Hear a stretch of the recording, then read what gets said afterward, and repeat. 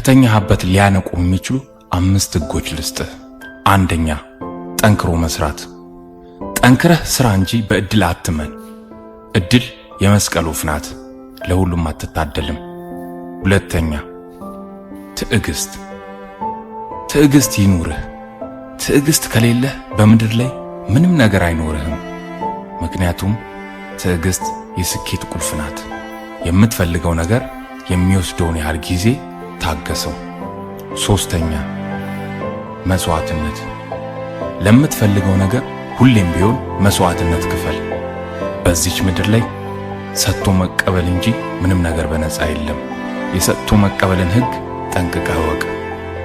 አራተኛ፣ ድግግሞሽ። ድግግሞሽ የለውጥ መሰረት ነው።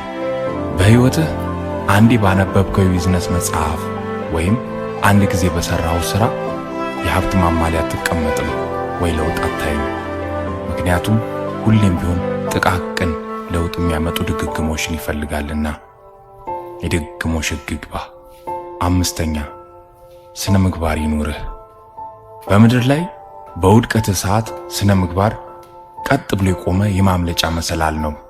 ማንም ሰው በሞቲቬሽናል ስፒከር ተነሳስቶ ወይም ደግሞ ደስ ስላለው ብቻ ተነስቶ የሆነን ስራ ሊጀምር ይችላል። የጨረሰ ግን በፍጹም የለም። ምክንያቱም አንድን ነገር ጀምሮ ለመጨረስ ስነ ምግባር ያስፈልጋልና።